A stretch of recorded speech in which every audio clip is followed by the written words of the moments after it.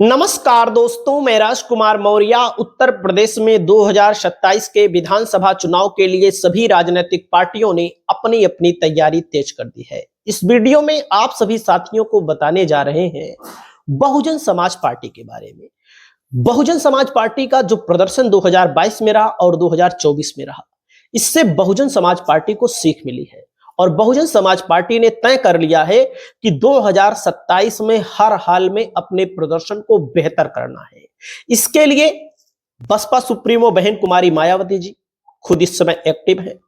इसी के साथ ही साथ जो विश्वनाथ पाल प्रदेश अध्यक्ष हैं बहुजन समाज पार्टी के, वे एक्टिव हैं, पूरी तरह से एक्टिव हैं, तन मन धन से एक्टिव हैं। और दोस्तों, अलग अलग पार्टियों के नेता तो बहुजन समाज पार्टी में शामिल ही हो रहे हैं इस समय, लेकिन एक पार्टी का विलय हुआ है। इस पार्टी का क्या नाम है दोस्तों? इस पार्टी के राष्ट्रीय अध्यक्ष का क्या नाम है?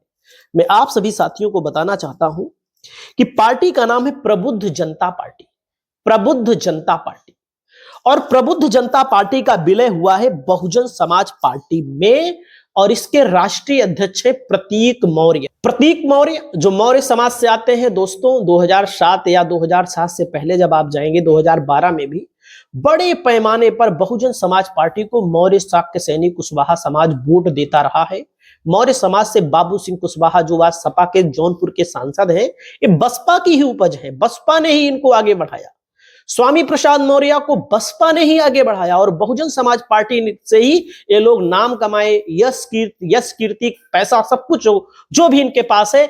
ये जो नेता हैं, इसी के साथ साथ बहुत सारे नेता बहुजन समाज पार्टी में पैदा हुए। यहां तक कि बस सपा में कई सांसद इस समय हैं, बस भाजपा में कई सांसद इस समय हैं, कई विधायक इस समय हैं, कई नहीं सैकड़ों की संख्या में विधायकों की संख्या देखेंगे जो जिनको कभी बसपा ने ही पैदा किया और वही आज भाजपा या समाजवादी पार्टी से चुनाव लड़े और विधायक बने। लेकिन जाहिर सी बात है, लोग पैसा कमाते हैं, राजनीतिक पार्टियां जिनको जो पैदा करती हैं वो भूल जाते हैं। जाहिर सी बात है, बहन कुमारी मायावती ने बहुत सारे लोगों को आगे बढ़ाया है। नाम गिनाने बैठूंगा तो दिन खत्म हो जाएगा, टाइम खत्म हो जाएगा, ज्यादा नाम मैं नहीं गिना पाऊंगा दोस्तों। वहीं पर मैं आप सभी साथियों को बताना चाहूंगा, कांग्रेस पार्टी को बड़ा झटका लगा है। अनिल अग्निहोत्री ने अपने सैकड़ों साथियों के साथ बहुजन समाज पार्टी को शामिल हो गए हैं, बहुजन समाज पार्टी में शामिल हो गए हैं। वहीं पर दोस्तों अगला नंबर आता है सुनील पटेल, पूर्व विधानसभा उपाध्यक्ष मंजनपुर। इंद्रजीत सरोज कहां से पैदा हुए? बहुजन समाज पार्टी से ही पैदा हुए। वर्तमान में सपा के विधायक हैं, उनके बेटे सांसद हैं इस समय कौशाम्बी से। तो दोस्तों, यहां पर भी बहुजन समाज पार्टी ने सपा को झटका दिया है। और इसके अलावा उमानाथ पाल ने कांग्रेस छोड़कर बसपा का दामन थामा है। सूरजवली ने आम आदमी पार्टी का दामन छोड़कर बसपा का दामन थामा है। समाजवादी पार्टी के अंबेडकर वाहिनी के महासचिव रामू गौतम ने सपा छोड़कर बहुजन समाज पार्टी का दामन थामा है। जिला पंचायत सदस्य सीमा देवी सहित अर्जुन लाल गौतम ने बहुजन समाज पार्टी का दामन थामा है। शैलेंद्र गौतम, पवन कुमार, राम सिंह गौतम, सुभाष पाल, शिव गोविंद पाल, वीरेंद्र कुमार सोनकर, राजेश कुमार, अनिल कुशवाहा, दिलीप गौतम, प्रदीप गौतम, सैकड़ों की संख्या में बहुजन समाज पार्टी में एंट्री हो रही है। जाहिर सी बात है, बहुजन समाज पार्टी में अगर एंट्री हो रही है तो इसका फायदा भी बहुजन समाज पार्टी को मिलेगा। ऐसे ही राजनीति की जाती है। और जो कि मैं आप सभी साथियों को बताना चाहूंगा, हमारी बात से बहुत सारे लोग नाराज भी हो जाते हैं। 22 के चुनाव से पहले इस चीज की कमी थी बसपा में, 24 के चुनाव से पहले भी इस चीज की कमी थी, लेकिन 27 से पहले ये चीज देखने को मिल रही है, बड़ी संख्या में देखने को मिल रही है।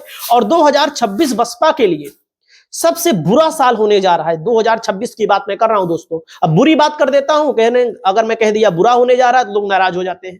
कह लिए नाराजगी, अगर आपकी कमियों को कोई बता रहा है तो वो आपका है दोस्तों। 2026 में बहुजन समाज पार्टी 3 सदनों में शून्य होने जा रही है। 3 सदनों में, लोकसभा, राज्यसभा, 2026 की बात मैं कर रहा हूं। राज्यसभा के बाद विधान परिषद, 3 सदनों में शून्य होने जा रही है। और बहुजन समाज पार्टी का उत्तर प्रदेश में इकलौता विधायक, बहुजन समाज पार्टी के लिए चिंता की बात है।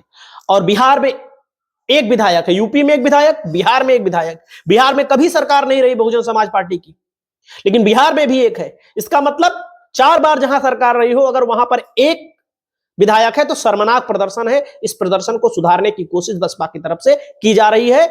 दावा तो किया जा रहा है भाई सरकार बनेगी कि नहीं बनेगी इसके बारे में ज्यादा बड़ी भविष्यवाणी नहीं कर सकता हूं। जो बात बोलता हूं एकदम साफ बात बोलता हूं। सरकार को लेकर भारतीय जनता पार्टी से अगर चुनाव जीतना है तो समाजवादी पार्टी और बहुजन समाज पार्टी को एक मंच पर आना पड़ेगा।